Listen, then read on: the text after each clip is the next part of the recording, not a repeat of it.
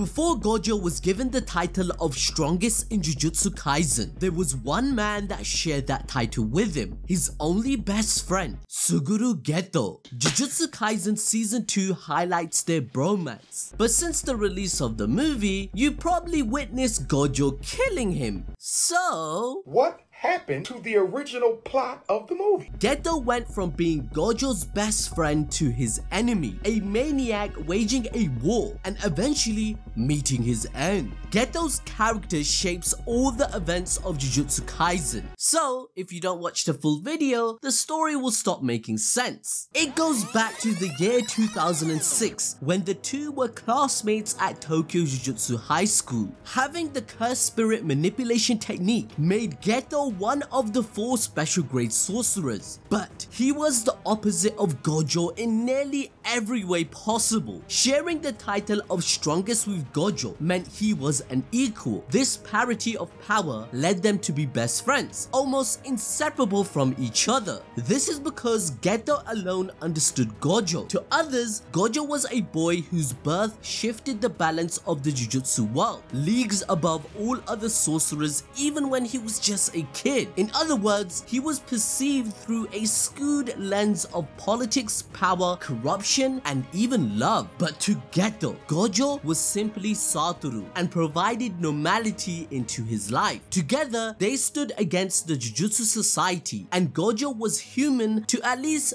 one person in the world. However, before Geto began hating non-sorcerers, whom he labeled as monkeys, he was a law-abiding student. Unlike Gojo, Geto was born into a non-Jujutsu family, but it was his faith in his life's purpose that made him a sorcerer. It was clear that Geto was a contrast to Gojo's upbringing and life until that point, as Gojo did not have a strong purpose in comparison. For example, this is highlighted when Geto reprimands Gojo for teasing Utahime, stating that it wasn't nice to pick on the weak. But just by stating that, he had also called Utahime the same, highlighting the distinction Geto had for people. In contrast, it was different for Gojo. He understood the truth about Jujutsu's righteousness because he grew up in one of the big 3 families, hunted and cherished equally for his technique. Gojo knew that it was all an act put up by the corrupt families and higher-ups who only cared about acquiring power as well as influence. It even came at the cost of their own flesh and blood, as we saw in Maki's case, let alone them truly caring about non-Jujutsu sorcerers, you know what I'm saying. Gojo himself was the target of assassination attempts when he was merely a child. However, on the other hand, Geto, who was basically an outsider to all of this, believed that righteousness and reason meant everything. He had created a clear line of distinction between the weak and the strong, as he thought the weak and the strong were 2 separate beings themselves. As a result, Geto believed the strong had to protect the weak to the best of their abilities as an obligation, because that was the meaning and purpose of their existence. However, this ideology was flawed from the get-go, because he had associated weak with good when he didn't even know who he was protecting with his life. That's why the Star Plasma Vessel incident turned Geto's perception and life completely upside down. The mission for Gojo and Geto was simple: escort the Star Plasma Vessel, Riko Amanai, a middle school girl, until the merger with Master Tengen is done. According to Principal Yaga, Master Tengen had to change her vessels once a certain age was reached due to her immortality curse technique by merging with Star Plasma Vessels. Tengen herself assigned this mission directly to Gojo and Geto because of Q, a group of curse users, and the Star Religious Association, which believed in the purity of Tengen. Both of them didn't want this merger to happen, and thus Riko Amanai was targeted, with assassins attacking them left and right every direction they're going. Geto and Gojo took every measure possible to keep Riko safe. They were running their curse techniques constantly constantly. So far, Gojo and Geto were doing an excellent job, even letting Riko Amanai run wild to enjoy her last few days as a free girl living her life. They did face a small hiccup though, when Riko's caretaker Kurui got kidnapped, and to get her back, they had to go to Okinawa. Although this was taking a toll on the strongest duo, they still held on until they were safely inside the barriers of Jujutsu High, and only then did they let down their guards. But it turns out that a lot can still go wrong. Firstly, they had gotten their emotions involved for a girl they barely knew, and decided that they would do everything in their capacity to let her live, even if that meant going against the world. Ironically, their decision was somewhat in line with what Q and the Star Religious Association wanted in the first place, but their means were different. It comes back full circle to Mahito and Junpei's conversation. The opposite of love is indifference. That's what humans should strive for, but only if the strongest duo had practiced some of it, because they refused the greater good even if it was cruel, and they chose to protect Riko, who was meant to die since she was born. Because Toji Fushigoro, the sorcerer killer and mastermind, he was a step ahead of them with a grand plan. He had decided to not only kill Riko, but also completely trample Gojo, and he took careful, meticulous steps to do so. He had posted a bounty on Riko's head to ensure Gojo and Geto were exhausted enough to not sense his ambush. Whilst Gojo engaged Toji, Geto took along Riko and Kurui, stopping at the last moment to ask her if she really wanted to go ahead with the merger. And just like they had expected, she didn't want to die or be erased just yet. She wanted to live her life like a normal human being, something she had never experienced, as she was told about being the star plasma vessel from the very beginning. Geto revealed their plan to save her, promising her safety and happiness, as that is his philosophy, that the strongest should protect the weak. The origin of this decision was his compassion, which ran deep, as he felt everything closely, leading him to believe in his importance in this task and purpose as a sorcerer. He had to lend his power to a helpless girl who put on a strong front. Wasn't that his true purpose all along? So when Geto offered Riko this choice, he offered up everything he stood for: compassion, purpose, ideals, and friendship. But that's when it happened, and we all cried. Season 2 adapted it to perfection. Right in front of Geto's eyes, Riko was shot in the head by Toji. Before Geto could even recover from the horrible shock, he started fighting Toji, as he revealed how he sneaked into Jujutsu High's barriers because of his Zero Curse energy. He even boasted about killing Gojo, sending Geto into even more fury. However, it was all for nothing, as Toji managed to knock him down, sparing Geto's life only because he wasn't sure what would happen with the cursed spirits Geto had ingested. He then made a statement that would affect the entire story from then on, and Geto's entire mindset for the rest of his life. But you guys, with all your blessed talents, lost to a monkey like me who can't even use Jujutsu.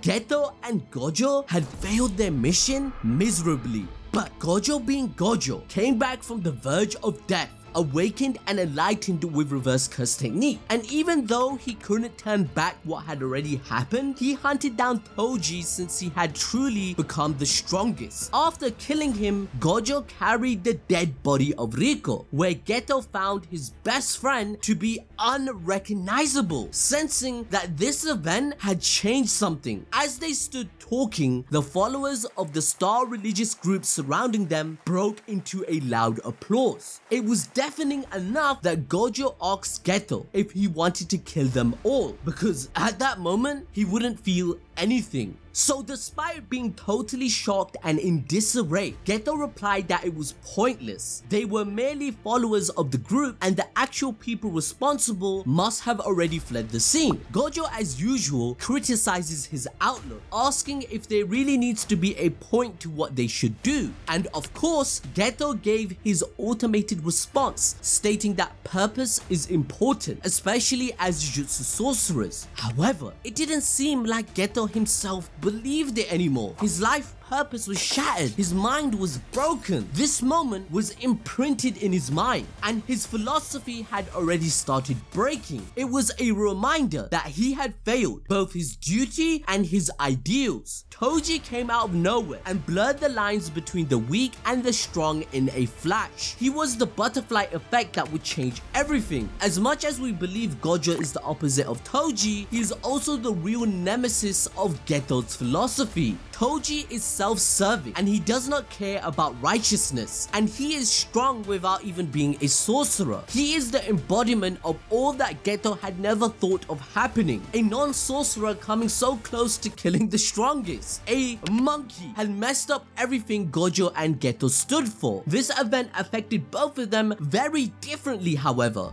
The aftermath was the beginning of another disaster for Suguru Geto. He and Gojo were poles apart from the very start, but now the chasm between them would turn into a gulf set in stone. As we saw, a huge part of Geto's personality consisted of his relationship with Gojo. They were the strongest duo, relying on each other to bring about the best. They also made up for each other's flaws despite being at opposite ends of the spectrum. For Gojo, his achievement was his own growth, and for Suguru, it was the fulfillment of his purpose. But now there was another difference between them, which was what they both took away from Riko's death. Gojo faced a momentary defeat that only made him stronger, but Geto was pushed into a corner. He attached himself to his identity as a sorcerer in an unhealthy way. His worth and truth always lay beyond him, dependent on an external factor, which was the weakness of non-sorcerers. It wasn't that he didn't know the ugliness of being weak, but he was partially or intentionally ignorant to its extent. He believed he saw the weak in entirety and nothing would ever deviate his mind from his duty. He would never let it precede his purpose. However, his belief mainly stemmed from not experiencing the brutal reality. And Riko's death was exactly that. A crucial checkpoint that aggravated the already distorted moral alignment of Geto. Suddenly, the weakness of the weak was not a virtue, but a vice. What was there for him to protect? Who was he protecting? The answers were not clear to him anymore. He kept going back to the terrible cheer and applause over and over, convincing himself to look away and follow through with his duty. It was the only thread of sanity for him. On the other hand, Gojo, being one half of the strongest duo, was a thing of the past, as Geto didn't share that title with him anymore, resulting in Suguru getting away from his purpose the further his best friend was moving away. Gojo wouldn't understand Geto's suffering from the distance where he stood at. He got so swept up in his own self that he forgot to truly look around, even at his best friend. Even their abilities were an indication of the gap growing, because Geto's technique was a curse in itself. Over and over again, he had to swallow curses that tasted like a cloth used to wipe vomit, curses that non-sorcerers had created themselves. However, Geto was still holding on, even though he'd already begun seeing himself as the bad guy, as evident in his conversation with Haibara. This was when we see the stark difference between Geto before and after the Star Plasma Vessel incident. He kept wondering what he had earlier thought about how Jujutsu sorcerers existed just to protect non-sorcerers who were worth fighting for, but now a part of him looked down on the weak, and another that tried to resist that feeling. To him, if being a Jujutsu sorcerer is like running a marathon, then the finish line was just too unclear. On the other hand, Haibara was a good person, and he was a dedicated sorcerer who perhaps knew the ugly side of things as he forbade his sister from stepping into this world. Despite that, he knew and understood what he had to do as a sorcerer. In fact, he was happy doing it. Undoubtedly, Geto saw a glimpse of himself in Haibara because there was a wide chasm between their understanding at that moment. Geto thought that his thinking was wrong. It just had to be. But then came along Yuki, another special grade sorcerer. Whilst Geto was fighting with himself, Yuki gave him the assurance of not being alone with these dual thoughts, but more importantly, Yuki inadvertently gave a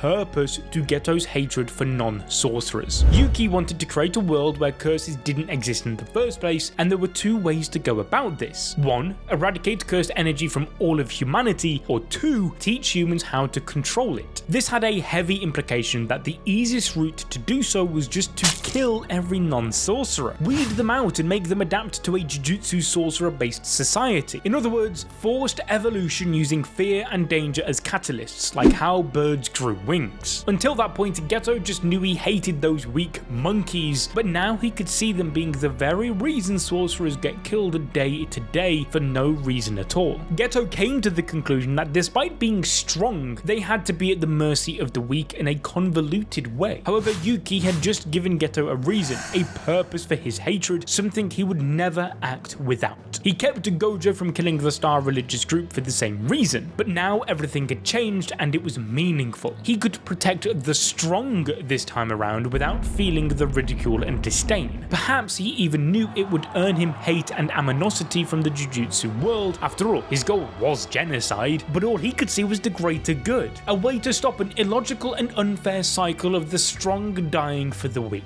If it were to protect the strong, he would now do it over and over again. He did not care if anyone understood him anymore, not even Gojo, because he had discarded that futile emotion long ago. These feelings were further fueled by Haibara's death, who gladly took upon his responsibility, dedicating his life to it, just like Geto in the past. There were hundreds, if not thousands, of Haibaras in the Jujutsu world who died for virtually nothing. Now, Geto had understood that if being a Jujutsu sorcerer is like running a marathon, what if all that's at the end of the road is a mountain full of his fellow sorcerers' corpses? His feelings were already set in stone, but the final straw was his last mission to a village where the non-sorcerers had locked up two little girls, Nanako and Mimiko, in a cage. They were sorcerers just like him, who had tried to fight the curses plaguing the village with their lives on the line. Yet they were blamed and hunted for causing it in the first place, to the point where they were locked up, bloodied, and treated like animals. The monkeys hid behind their weakness and blamed others. They were ingrates and hypocrites who didn't even know how they kill good people, but wallowed in security. Therefore, Geto wished they were dead. He cracked. The images of people clapping and applauding a girl's death and Geto and Gojo's failure finally superimposed his vision and ideals. His frustration and anger blew up and he killed everyone in the village except the girls, turning him into a traitor. He had chosen his own path and he would not regret it. In fact, he had no remorse for even killing his own parents for being non-sorcerers either. Of course, all this shocked Gojo the most because he had known Geto the closest, and how could he believe that the boy who stood for righteousness every time could kill a whole village? He sought out Geto, wanting to hear it all from him, his once best friend. But Geto simply reaffirmed his decision of wanting to kill every non-sorcerer. Gojo scoffed at this idea, calling it a stupid attempt at something impossible, but he had forgotten that he could do anything he wanted,